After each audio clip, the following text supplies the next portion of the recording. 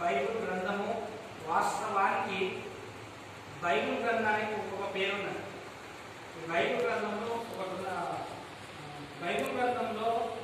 ప్రకటన గ్రంథాన్నే ఒక మాట అన్నారు. ఏమంటారంటే ప్రవచన గ్రంథం. కానీ నాకు తెలిసినట్టు మనకు ప్రకటన గ్రంథమే కాదు, బైబిల్ అంతా కూడా ప్రవచన గ్రంథం. ఎందుకంటే బైబిల్ అంతటిలో కూడా భూత భవిష్యత్తు వర్తమానాలు దాగి ఉన్నాయి. అంటే దేవుడు ఇది జరిగేటువంటి సంగతులను దాదాపుగా కొన్ని వేల సంవత్సరాల క్రితమే మనందరికీ కూడా బోధించారు. కాకపోతే మనం ఏం చేస్తున్నాం అంటే దాన్ని ముందుగా తెలుసుకోలేకపోతున్నాం. చాలా జాగ్రత్తగా మంచి చక్కటి వాక్య భాగాన్ని పరిశుద్ధాత్మ మనకు అందించినారు. మనం తెలుసుకోలేకపోతున్నాం. మనం ఎప్పుడు తెలుసుకుంటామంటే అది జరిగిన తర్వాత మనం దాన్ని తెలుసుకుంటాం. ఇప్పుడు చూడండి, ఉదాహరణకు గమనించండి. దాదాపుగా మన ఇక్కడ ఉన్నటువంటి అందరం కూడా ఎవరైనా మనం పుట్టినప్పటి నుంచే కానివ్వండి ఇన్ని సంవత్సరాలు అయిపోయాయి. కానీ ఈ 2020 సంవత్సరం లాగా ఎప్పుడైనా జరిగిందా? మొత్తం అన్ని లాక్డౌన్ అంటే అన్ని ఇళ్ళకి బయటికి వెళ్ళకుండా, ఎవరిని కలవకుండా, ఎవరి ఇళ్ళకి వెళ్ళకుండా ఇటువంటి భయంకరమైనటువంటి సంవత్సరం జరిగింది ఎప్పుడైనా మనం అనుకున్నామా? కానీ చూడండి, ఒక మాట చూపిస్తాను. ప్రసంగి గ్రంథము 12వ అధ్యాయము 1వ వచనం నుంచి దయచేసి చదవగలిగినటువంటి వాక్యాన్ని నిర్మించండి. ప్రసంగి 12:1. దినములు చెడ్డవి కనుక దుర్దినములు రాకముందే ఇప్పుడు వీటి యందు నాకు సంతోషం లేదని నీవు చెప్పు సంవత్సరం రాకముందే. ఈ సంవత్సరం ఏం చెప్తున్నాం మనము? ఈ సంవత్సరమే మంచిది, ఇది మనం ఈ సంవత్సరం చెప్తున్నాం. కానీ బైబిల్ గ్రంథంలో ఎన్ని రోజుల క్రితం రాయబడింది? ఆయన ఒక దినం రాబోతున్నారు, ఒక సంవత్సరములు రాబోతున్నారు. ఈ సంవత్సరంలో మీకు ఏమి కూడా సంతోషము లేదు. మీరు ఎంత సంపాదించినా, మీరు ఎంతగా సంతోషంగా ఉన్నా, మీరు ఎంత ఏం చేయాలనుకున్నా కానీ ఏమి చేయలేనటువంటి పరిస్థితులలో, ఏమి చేయలేనటువంటి సంవత్సరంలో మీరు అడుగు పెట్టబోతున్నారు. కాబట్టి జాగ్రత్త కలిగి ఉండండి అని చెప్పి ఇక్కడ మనకు ఎవరు తెలియజేస్తున్నారు? జ్ఞానవంతుడైనటువంటి సొలొమోను గారు కొంచెం మనకు తెలియజేస్తారు. ఏమని తెలియజేస్తున్నారు? ఇప్పుడు చదవండి ఒకసారి. ఏ దినములు రాకముందే ఇవన్నీ దుర్దినములు, భయంకరమైనటువంటి దినములు. దాదాపుగా నేను చూస్తే, నేను మన హైదరాబాద్ ప్రాంతం వెళ్ళాను. 1 కాదు 2 కాదు, దాదాపు 1200 మంది ఒక్కరు కూడా రోడ్ల మీద కనిపించడమే లేదు. ఎక్కడికైనా రావాలన్నా కానీ రాలేనటువంటి భయంకరమైనటువంటి స్థితి. ఏదైనా కార్యం శుభకార్యం ఏదైనా చేసుకుందామన్నా, మరి ఏదైనా చేద్దామన్నా చేయనటువంటి భయంకరమైనటువంటి స్థితిలో దుర్దినములలో మనం కూర్చున్నాం. ఇది వస్తుంది అని ప్రవచనముగా ఎప్పుడో సొలొమోను గారు మనకు తెలియజేస్తారు. దుర్దినములు రాకముందే ఇప్పుడు వీటి యందు ఇప్పుడు సంతోషం ఉన్నదా? మనం ఏమి లేనోనికి సంతోషం లేదు, అన్ని ఉన్నోళ్ళకు కూడా సంతోషం లేదు. ఇప్పుడు ఎన్ని కోట్లు ఉన్నా, ఎన్ని లక్షలు ఉన్నా బయటికి వెళ్ళగలుగుతున్నారా? సంతోషం ఉండగలుగుతున్నారా? ఏం లేదు. ఇది ఇప్పుడు కాదు, దాదాపు కొన్ని వేల సంవత్సరాల క్రితమే పరిశుద్ధాత్మ దేవుడు మనకు బయలుపరిచినటువంటి సత్యం. కాకపోతే ఇది మనకి ఎప్పుడు తెలుసు అంటే జరిగిన తర్వాతనే దీని యొక్క లోతును, దీని యొక్క సత్యాన్ని మనము గుర్తెరగలుగుతాం. కాబట్టి ఇక్కడ కూర్చుని మీ అందరూ కూడా చెప్తున్నారు, ఎవరు కూడా బాధపడకూడదు. ఇది ఏది జరిగినా, ఏకసారి నేను చెప్పాను, ఏది జరిగినా మన జీవితం పట్ల ఎవరి చిత్త ప్రకారం జరుగుతుంది? దేవుని యొక్క చిత్త ప్రకారమే. దేవుని పట్ల మేలు చేయాలని చూస్తున్నాడే. ఇది మనం ఏమి తెలుసుకోవాలి దీన్ని బట్టి అంటే, దేవుని యొక్క రాకడ సమీపించి ఉన్నది. భయంకరమైనటువంటి దినాలలో ఉంటున్నాం. దినములు చెడ్డవి కనుక దుర్దినములు రాకముందే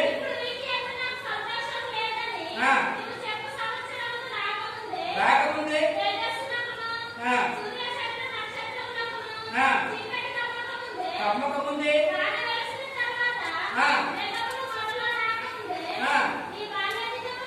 నీ బాధ్యతలు ఏంది?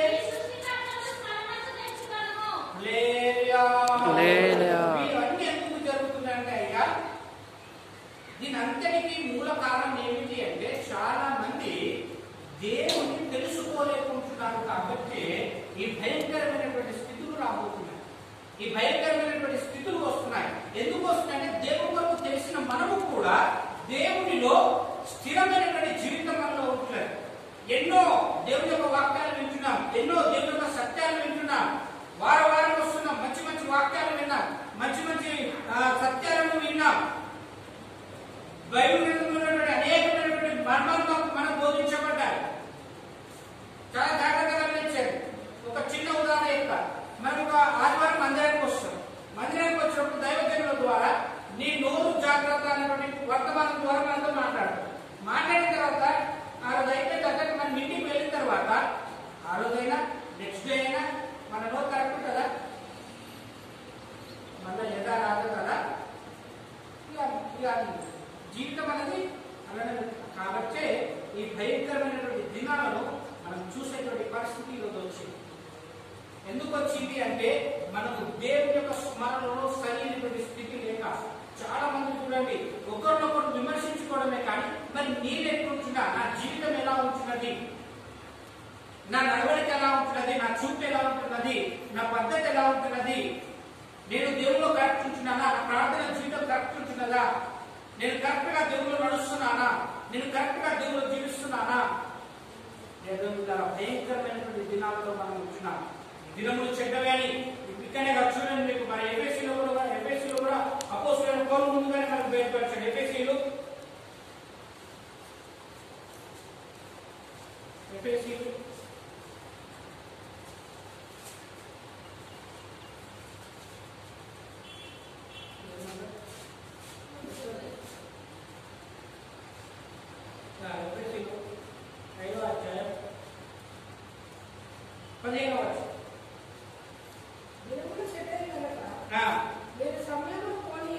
దినములు చెడ్డవి కనుక మీరు సమయములు కొనియక సద్వినియోగం చేసుకోవచ్చు.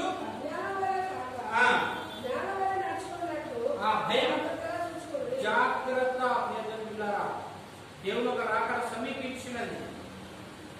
సంవత్సరం సంతోషం లేదు అనేటువంటి సంవత్సరం కూడా మన ముందుకు వచ్చి ఉన్నది.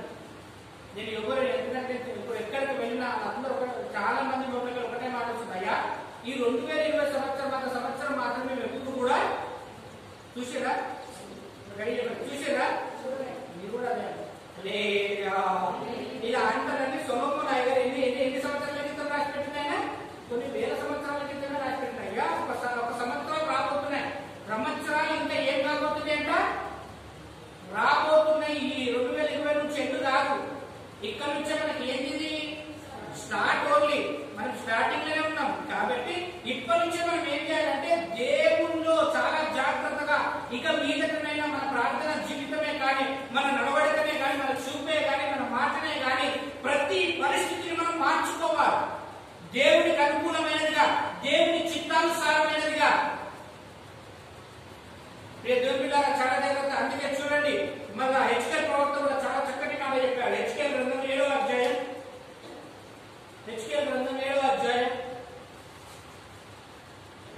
5వ వచనం నుంచి చదవండి.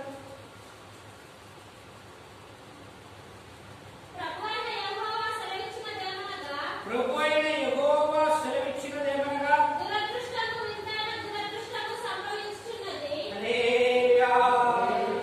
ఏంటంటమ్మా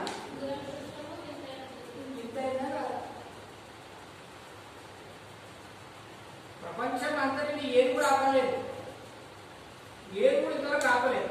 కానీ ఒక చిన్న వైరస్ ఏంటిది, అది ఒక చిన్న ప్రపంచ దేశాలను ఏం చేస్తున్నది, గడగడ వాడిస్తుంది. ఇది వింతగా కాదు. చూడండి చాలా ఒక వాక్య భాగంగా చాలా జాగ్రత్తగా గమనిస్తే భయంకరమైనటువంటి స్థితిలో చదువు ప్రభువైన యెహోవా సెలవిచ్చినదేమనగా సంభవించుచున్నది, అంతము వచ్చుచున్నది, అంతమే వచ్చుచున్నది, సమీపమాయను, మీ మీదికి దుర్దినము వచ్చుచున్నది,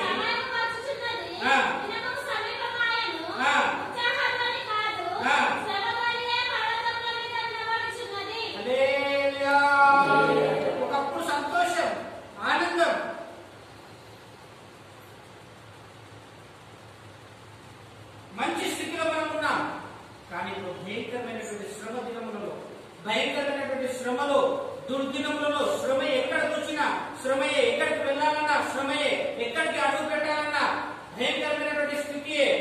ఈ స్థితిలో మనం ఉంచినప్పుడే పిల్లారా. కాబట్టి హెచ్కెల్ వాళ్ళు చెప్తున్నాడు, అయ్యా ఇటువంటి భయంకరమైనటువంటి స్థితి నీకు రాబోతున్నది, ఆల్రెడీ వచ్చే ఉన్నది, ఇది ఆల్రెడీ ఏం చేస్తున్నది, వచ్చే. కాబట్టి మనం ఎలా ఉండాలంటే చాలా జాగ్రత్త, మీరందరూ కూడా చాలా జాగ్రత్త. పిల్లారా, దేవుని యొక్క రాకడ సమీపించున్నది.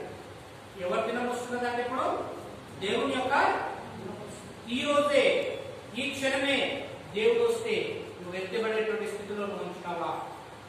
ఒక్కసారి మనుషులు ఎవరి వైపు చూడాల్సిన అవసరం లేదు, నీ గుండె మీద నువ్వు చేసుకుని ఆలోచించే. ఈ క్షణమే దేవుడు వస్తే నేను ఎత్తబడతాను, నా జీవిత విధానం కరెక్ట్ గా ఉన్నది, నా మాట కరెక్ట్ గా ఉన్నది, నా యొక్క స్థితి మంచిగా ఉన్నది, నా నడవడిక మంచిగా ఉన్నది.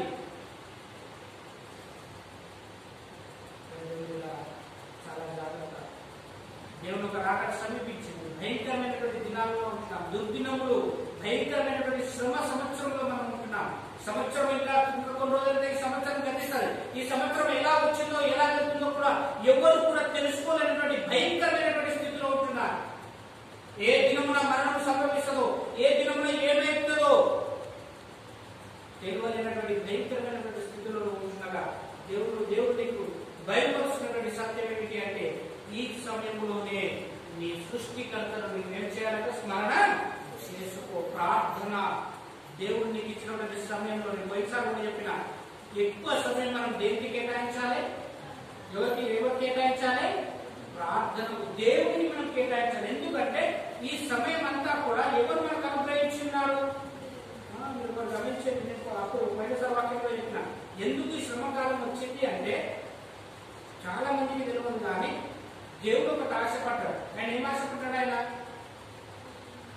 ఏం ఆశపడ్డాడు? దేవుడు ప్రభువైన యేసుక్రీస్తు వారు కూడా భూమికి వచ్చినప్పుడు, అయ్యా దేవుడు మీ దగ్గర నుంచి ఏం కోరుతారు కానీ ఒకటే వాడు కోరుతున్నారు, అదే మీరు తెలియండి అని. ఏంది దేవుడు ఆశపడేది? ఏంటిది దేవుడు ఆశపడేది? పోయినసారి కూడా నేను చెప్పిన, దేవుడు ఆశపడేది ఏం లేదు. చూడండి, లూకాసు వార్త 18:18 ఒకటే దేవుడు చాలా ఆశపడేది. లూకాసు వార్త 18:18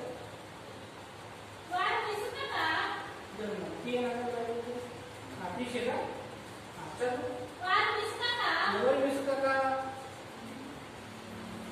మనమే. లేదా ఎవరు విసుకక?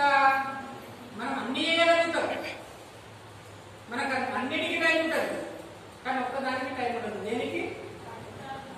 అందుకనే దేవుడు చెప్తున్నాడు, వారు విసుకక. అంటే దేవుడు ఏం ఆశపడుతున్నాడమ్మా? ఎప్పుడు ప్రార్థన? నిత్యము ఏం చేయాలంట మనము? వాస్తవానికి ఆదాము దేవుడు ఎందుకు సృష్టించిండు? ఆదాము ఎందుకు దేవుడు ఆ యొక్క ఏదైనా ఎందుకు ఆయన మన్నును తీసి తన యొక్క జీవవాయువు ఉంది ఎందుకు మనిషిగా తయారు చేసిండు? ఇప్పుడు అన్ని జంతువులు మస్తు చేసిండు, సృష్టి అంతా చేసి మనిషిని ఎందుకు చేసిండు? ఆయనతో ఏం చేయడానికి మనం చేస్తున్నామా? మన బిజినెస్తో సహవాసం ఉంటుంది, అన్నిటితో చుట్టూ అన్నిటితో సహవాసం ఉంటుంది, కానీ దేవుడితో సహవాసం అనేది.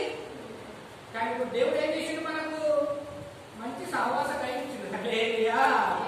ఏం టైం ఇచ్చిండు దేవుడు మనకు? ఇప్పుడు ఏమైనా పని ఉన్నదా?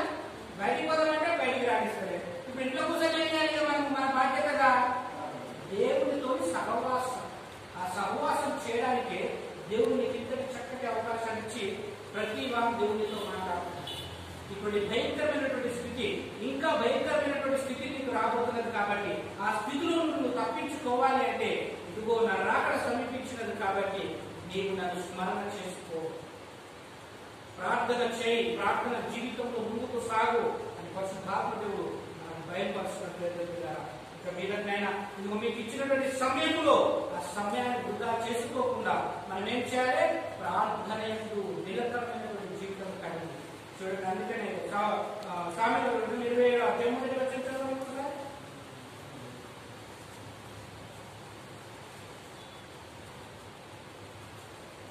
రేపటి దినమును గూర్చి అతిశయపడకుడి.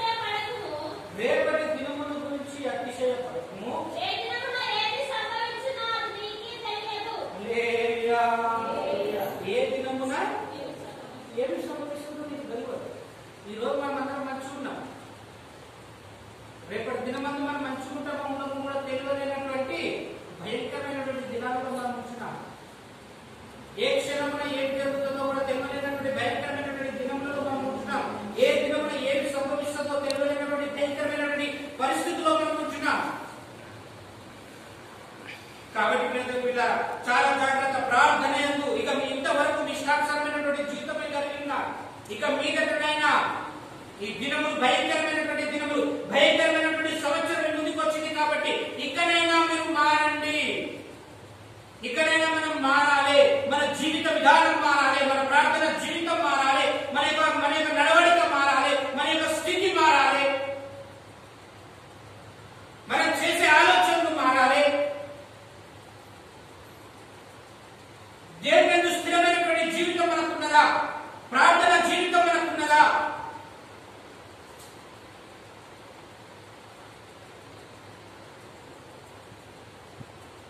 ప్రసంగి అదే మనం మూలవాక్యం ఒకసారి రాకముందే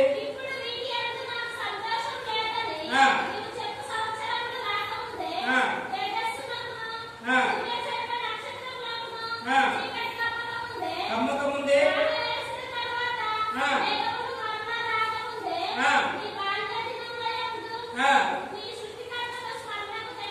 స్మరణకు తెచ్చుకొనుము. ఇది చాలా జాగ్రత్త. ఇప్పుడు చూడండి, ఇది ఈ రోజులో జరుగుతున్నటువంటి సత్యం. ఆ దినమున వణుకుదురు, బలిష్ఠులు రొంగుదురు, పని చాలించుకొందురు.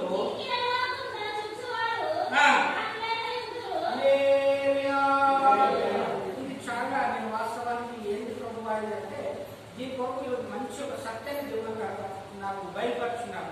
దీనిలో 4 అంశాలు ఉన్నాయి. ఎన్ని అంశాలు ఉన్నాయి దీని కొరకు నేను వివరించాను. మీకు షార్ట్ కట్ గా అనుకున్నటువంటి సమయం చాలా తక్కువ కాబట్టి దీని కొరకు ఓన్లీ వివరణ మీకు చెప్తాను. దైవ చిత్తం అయితే దీని వాక్య భాగం మళ్ళీ ఎప్పుడైనా నేను మీకు చెప్తాను. ఈ 4 అంశాలు ఉన్నాయి. మొట్టమొదటిది ఏమున్నది బిడ్డ? 3వ వచనం కష్టదాలు ఏ దినమున, ఇది ఎవరికి తెలియదు కాదు. ఆ దినమున అనగా ఈ దినములలో అని అర్థం. హల్లెలూయా. ఈ దినములలో, ఈ దినములలో ఎవరు పలుకుతారట? దీని అర్థం ఏంటిది? అర్థం ఏమిటిది? చాలా జాగ్రత్త. మంచి వాక్య భాగం ఉంటుంది. ఆ దినమున ఇంటికి కావలి వారు ఏం చేస్తారట? వణుకు. ఇంటికి కావలి వారు ఎవరు? ఇది ఆల్రెడీ ఇది ప్రవచన గ్రంథం ఇప్పుడు ఆల్రెడీ నిలబెడుతున్నారు. ఇప్పుడు మన ఇంట్లో మనం ఉన్నాం, ఇప్పుడు మన పిల్లలు ఉన్నారు. మన ఇంట్లో కావాలి వారు అంటే ఎవరు? మన తల్లి, పెద్ద.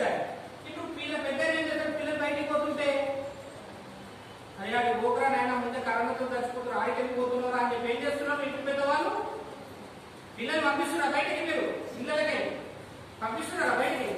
ఏం చేస్తున్నారు? ఈ పిల్లల్ని బయటికి పంపించాలన్నా, మీరు బయటికి పోవాలన్నా ఏం చేస్తున్నారు? మొట్టమొదటి మీకు ఏమైతున్నది? భయం వచ్చేస్తుంది. ఏడిపోతే ఏమొస్తుందో, మాస్కులు తీస్తే ఏమవుతుందో, శానిటైజర్ పెట్టుకోకపోతే ఏమవుతుందో, పిల్లలు బయటకు పోయి ఆడితే ఏమవుతుందో. ఇప్పుడు మనం ఏ స్థితిలో ఉన్నాము? వణికే స్థితిలో. హల్లెలూయా. ఇంటి కావాలి వారు అంటే ఇంటిలో ఉన్నటువంటి వారందరూ కూడా వణికేపడి భయంకరమైనటువంటి స్థితిలో మనం ఉంటున్నాం. ఎంత కావాలి కాచి నీ కుటుంబాన్ని నువ్వు కాపాడుకోవాలన్నా కాపాడుకోలేనటువంటి భయంకరమైనటువంటి స్థితిలో నువ్వు ఉంటే దేవుని యొక్క సన్నిధిలో స్థిరమైనటువంటి జీవితం లేక వణుకుతూ ఉన్నటువంటి స్థితిలో నువ్వు ఉంటున్నావు.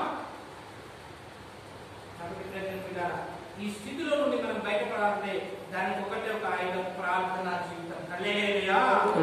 ప్రార్థనా జీవితంలో స్థిరంగా ఉంటే నీ వణుకును దేవుడు సమస్తము తీసివేయుగాక. ఖచ్చితంగా దేవుడు చేయగలరు. నీ మొట్టమొదటి ఇంటి కావాలి వారు వణుకుదురు అంటే ఇంటికి అధిపతి ఉన్నవారు వణుకుదురు అని అంటారు. రెండవది బిడ్డలు హల్లెలూయా. దీని అర్థం ఏంటిది? దీని అర్థమే పొద్దుగా ప్రభావి బలిష్ఠులు వణుకుదురు దీనికి ఏంటి ప్రభావం అని చెప్పినప్పుడు పొద్దుగానే చూస్తుంది దేవుడు. పొద్దుగా నిన్న నాకు ఒక మంచి సత్యాన్ని చూపించి ఒక మంచి బాడీ బిల్డర్ లేరుగా ఎవరైనా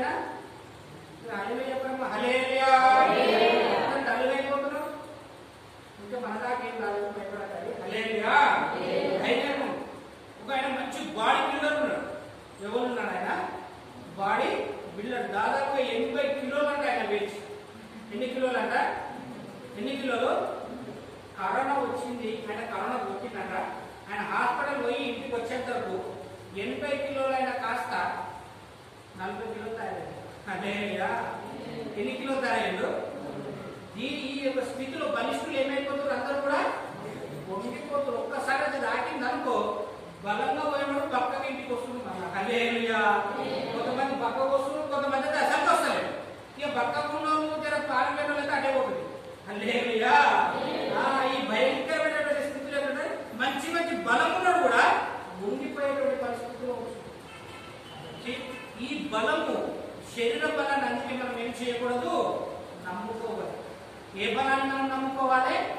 ఆత్మీయ బలాన్ని నువ్వు నమ్ముకో, ప్రార్థన బలాన్ని నువ్వు నమ్ముకో. ఆ బలము ఎన్నటికీ తగ్గదు, నిన్ను తగ్గనివ్వదు. లేదా అటువంటి భయంకరమైనటువంటి మరి స్థితిలో ప్రార్థన జీవితం నీకు కలిగి ఉన్నావా? రెండవది బలవంతులు వండుదురు. మూడవది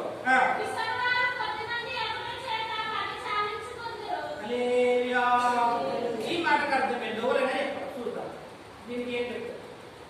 సంథింగ్ ఏదైనా ఇప్పుడు నేను చెప్పేది మనం ఉన్నటువంటి స్థితిలో చెప్తున్నా. ఈ విసురు వారు కొద్ది మంది అంతా చేత పని సాధించుకుంటుంది. విసురు వారు ఎందుకు పని సాధించుకున్నారు? ఎందుకు?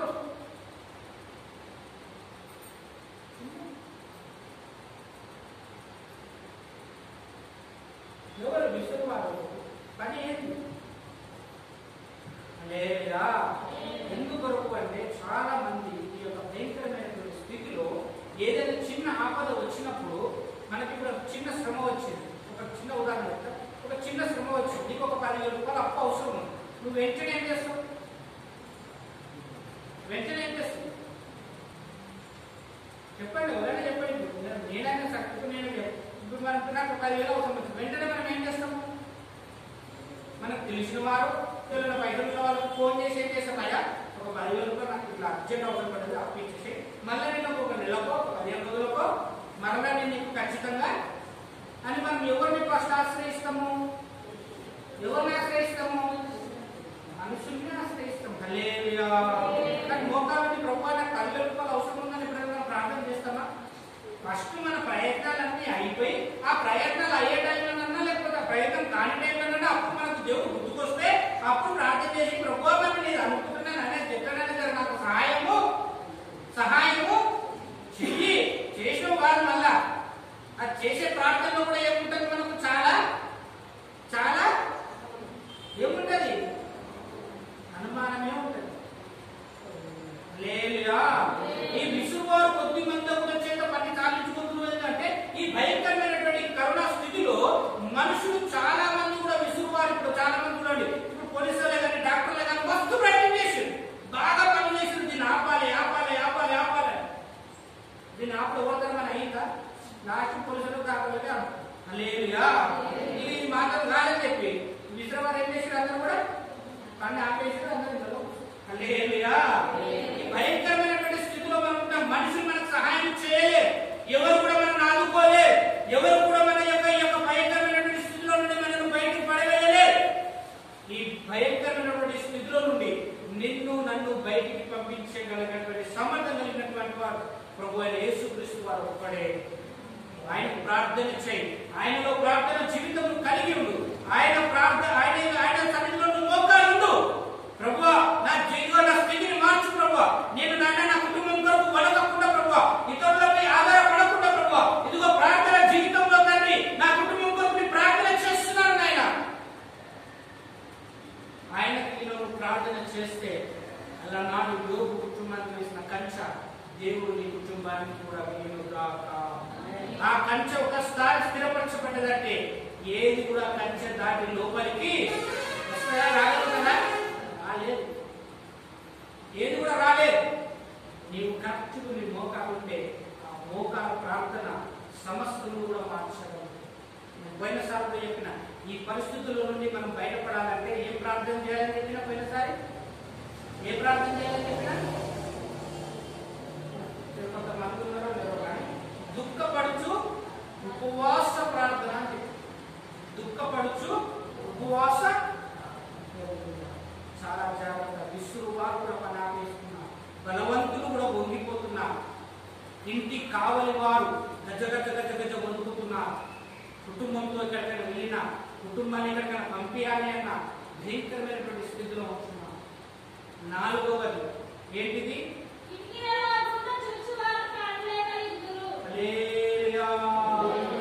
ఏనుగుండా చూచువారు, కిటికీలలో గుండా చూచువారు ఏమైపోతున్నారంట? దీని యొక్క అర్థం ఏంటి? ఇది నాకు ఇంతకు ముందు ఒక రకంగా దేవుడు వాక్య భాగం ఇచ్చిండే. పరిస్థితులను బట్టి దేవుడు మన యొక్క స్థితిని దేవుడు మారుస్తుంటాడు. హల్లెలూయా. ఈ కిటికీలో ఉన్న చూచువారు ఏమైపోతున్నారంట? కాళ్ళలోకి వెళ్ళిపోతున్నారు. ఎవరు మీరు? ఎవరు మీరు? ఎవరు అంటే ప్రార్థన జీవితం లేక బలహీనముగా ఉండి ఎవరైతే ఈ యొక్క భయంకరమైనటువంటి స్థితిలో పడి హాస్పిటల్ బట్టి వస్తున్నారో వాళ్ళ దగ్గర ఇప్పుడు ఒప్పుకోలేదు. ఇప్పుడు పాజిటివ్ వాళ్ళ దగ్గర కూడా పంపిస్తున్నా, వాళ్ళ దూరనిస్తున్నా, వాళ్ళకి అనుకృష్ణుడు ఎక్కడ ఉంటున్నారు? మొత్తం డోర్ సైడ్ కిటికీ సైడ్. ఎవరైనా నన్ను చూస్తున్నారా? ఎవరైనా నన్ను చూస్తున్నారా? ఎవరైనా నన్ను చూస్తున్నాడా? ఎవరైనా నా కొరకు వాడు చూసి చూసి చూసి చూసి బలహీనుడైతే ఏమైపోతున్నాడు? కానరాకడు. హల్లెలూయా. కిటికీల ముందు చూసేవారు ఏమైపోతున్నారట? కానరాకడు. హల్లెలూయా. అటువంటి భయంకరమైనటువంటి స్థితిలో నీవు నేను అడుగు పెడదామా? ఆలోచన చేయి. దేవుడు ఇంత చక్కటి అవకాశాన్ని ఇచ్చాడు. ఈ రోజు నువ్వు మందిరంలో కూర్చొని ఉన్నావు, నువ్వు ప్రార్థన చేస్తున్నావు అంటే ఇంకా దేవుడు నీపై కృప ఉంచి ఉన్నాడు. అంత దేవుడిని ప్రేమించినప్పుడు దేవుడు ఇంత చక్కటి అవకాశం. ఒక్కొక్కరైతే భయంకరమైనటువంటి స్థితిలో ఉంటున్నా, కిటికీలో కూడా చూస్తూ అరే ఎవరైనా మనం ఆదరిస్తారేమో, ఎవరైనా మా దగ్గరకు వస్తారేమో, ఏ బంధువైనా మనం పలకరిస్తారేమో, ఎవరు కూడా రాలేనటువంటి భయంకరమైనటువంటి స్థితిలో బాధపడుతున్నారు ఒక్కొక్కరు. దేవుడు నీకు నాకు చక్కటి అవకాశం ఇచ్చాడు. ఇచ్చినటువంటి ఈ అవకాశాన్ని మనం సద్వినియోగం చేసుకుంటున్నామా? సంతోషం లేదు అన్నటువంటి చెప్పినటువంటి సంవత్సరంలో ఉన్నటువంటి నీవు నేను మరి ముందున్నటువంటి వారి కొరకైన సంతోషకరమైనటువంటి సంవత్సరం కొరకు మనం ప్రార్థన చేస్తున్నామా? దేవుని యొక్క సన్నిధిలో స్థిరమైనటువంటి భక్తి కలిగి ఉంటున్నామా?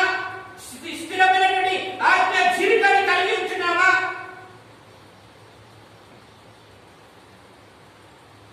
ప్రార్థన ఆత్మ మనలో ఉంచున్నదా? ప్రార్థన జీవితం మనలో ఉంచున్నదా?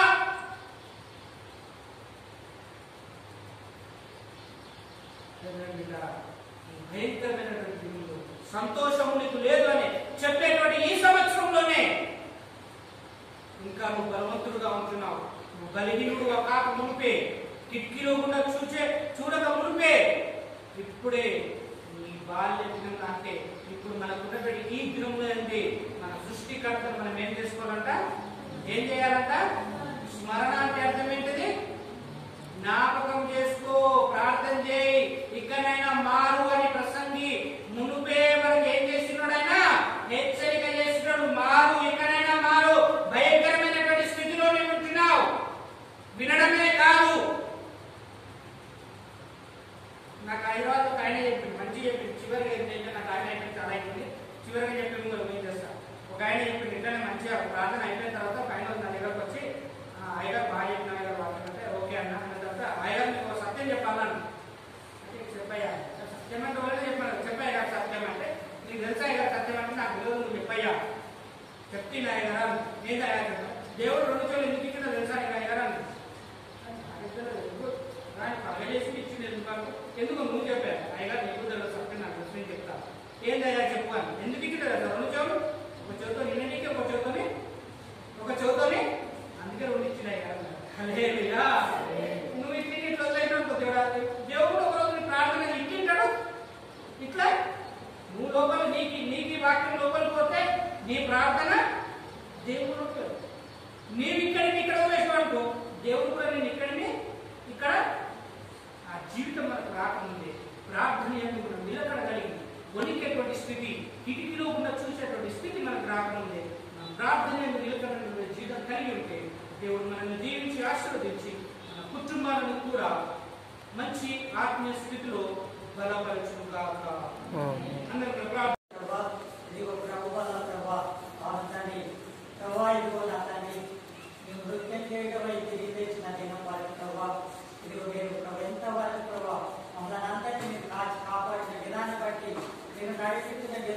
చేసినటువంటి అయ్యా నీ గొప్ప ఏర్పాటును బట్టి నీకు స్తోత్రములు చెల్లిస్తున్నాం. జరిపించిన విధానం బట్టి నీకు స్తోత్రములు చెల్లిస్తున్నాం. ఇదిగో ప్రభువా, ఆది అంతర్నైన ప్రభువా, ఇదిగో నండి ప్రభువా, మమ్మల్ని సురక్షితంగా నీ రెక్కల చాటున ప్రభువా ప్రతి దినము ప్రభు మీరు కాపాడుతున్న విధానం బట్టి నీకు స్తోత్రాలు తండ్రి. అయ్యా మా ప్రభు ఉదయకాలం మొదలుకొని ప్రభు ఇదిగో ఈ రెండవ సెక్షన్ ప్రభు మీరు తోడుగా ఉంది ప్రభు అంతవరకు ప్రభు మాకు సాయం చేసిన విధానం బట్టి స్తోత్రాలు. ఈ కృపలో ప్రభు ఇదిగో మమ్మల్ని అందరినీ ప్రభు భద్రపరచండి, సాయం చేయండి ప్రభు.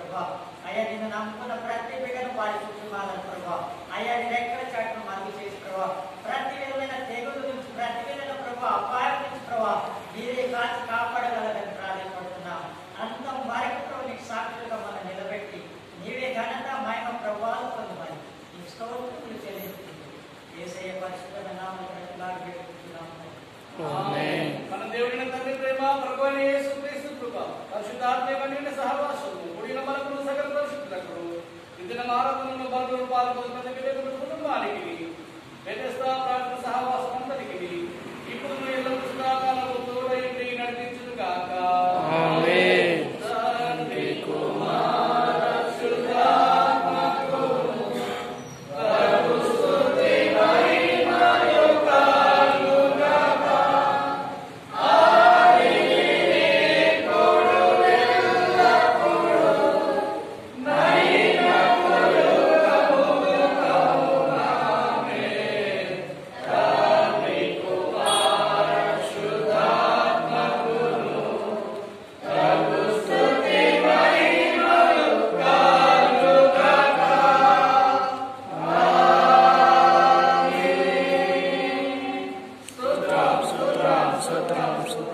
నా ప్రాణమాయ యెహోవాను స్తుతించుము, నా అంతరంగ సమస్త ఆయన పరిశుద్ధాన్ని స్తుతించుము. నా ప్రాణమాయ యెహోవాను స్తుతించుము, ఆయన చేసిన ఉపకారం అంతే